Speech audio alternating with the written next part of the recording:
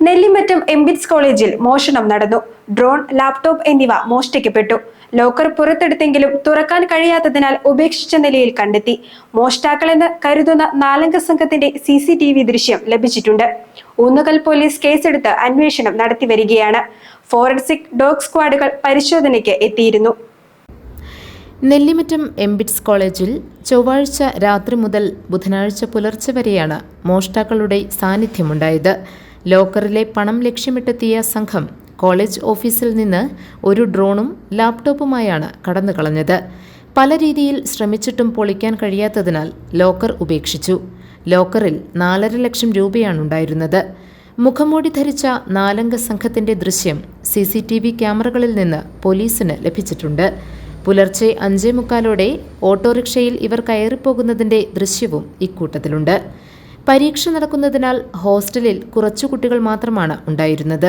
പ്രധാന കവാടത്തിലും ഹോസ്റ്റലിലും ഉണ്ടായിരുന്ന സെക്യൂരിറ്റി ജീവനക്കാർ മോഷ്ടാക്കളുടെ സാന്നിധ്യം അറിഞ്ഞില്ല.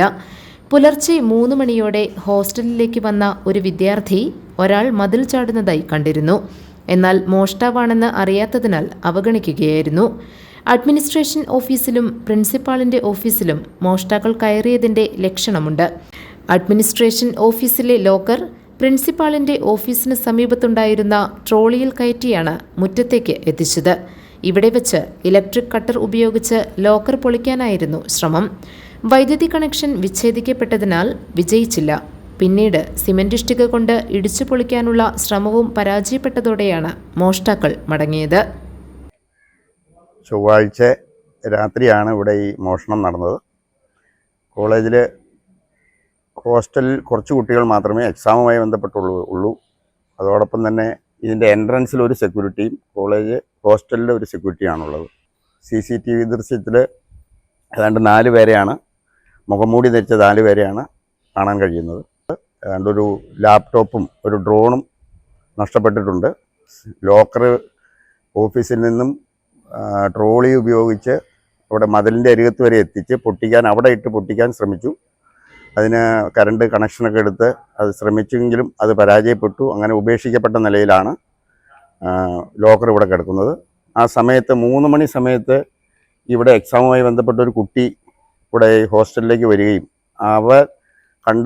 അവരെ കണ്ടപ്പോൾ അദ്ദേഹം മതിൽ ചാടി, ഇതിനകത്ത് ഒരാൾ ചാടിപ്പോയി എന്നാണ് ആ കുട്ടിയിൽ നിന്ന് കിട്ടിയ വിവരം.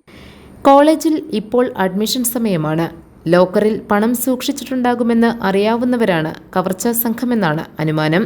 കോളേജിനുള്ളിലെ സാഹചര്യത്തെക്കുറിച്ചും ഇവർക്ക് ധാരണയുണ്ടായിരുന്നതിനാലാകണം ലോക്കറിന്റെയും ട്രോളിയുടെയും സ്ഥാനം കൃത്യമായി മനസ്സിലാക്കിയത്. പണമായിരുന്നു ലക്ഷ്യമെന്നാണ് കരുതുന്നതെന്ന് കോളേജ് സെക്രട്ടറി ബിനോയ് മണ്ണഞ്ചേരിയും ഡയറക്ടർ ഡോക്ടർ ഷാജൻ കുര്യാക്കോസും പറഞ്ഞു. പോലീസ് പ്രതികളെ കണ്ടെത്തുമെന്നാണ് പ്രതീക്ഷ. വളരെ പഠിച്ച് ആണ് ഈ കള്ളൻ ഇതിനകത്ത് കയറിയിട്ടുള്ളതെന്നാണ് മനസ്സിലാക്കാൻ കഴിയുന്നത്. ഈ അഡ്മിഷൻ സമയമാണ് ഇവിടെ സേഫിൽ ലോക്കറിൽ പൈസ ഉണ്ടാകും എന്ന ഒരു കാൽക്കുലേഷനിൽ തന്നെയാണ് ഇത്രയും കാലമായിട്ട് ഇവിടെ നടക്കാത്ത ഒരു ശ്രമം ഇവിടെ നടന്നത്. പോലീസിൻ്റെ ഭാഗത്തുനിന്ന് ഇതറിഞ്ഞപ്പോൾ തന്നെ പോലീസ് വളരെ ജാഗ്രതയോടെ ഈ കേസ് അന്വേഷിക്കാൻ ഈ ക്യാമ്പസിൽ എത്തിച്ചേരുകയും അവരുടെ അന്വേഷണം നടന്നു വരികയും ചെയ്യും. ഊന്നുകൽ പോലീസാണ് അന്വേഷണം നടത്തുന്നത്.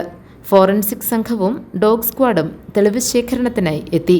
കോളേജിലെയും സമീപത്തെ വീടുകളിലെയും സ്ഥാപനങ്ങളിലെയും CCTV ദൃശ്യങ്ങൾ പോലീസ് ശേഖരിച്ചിട്ടുണ്ട്.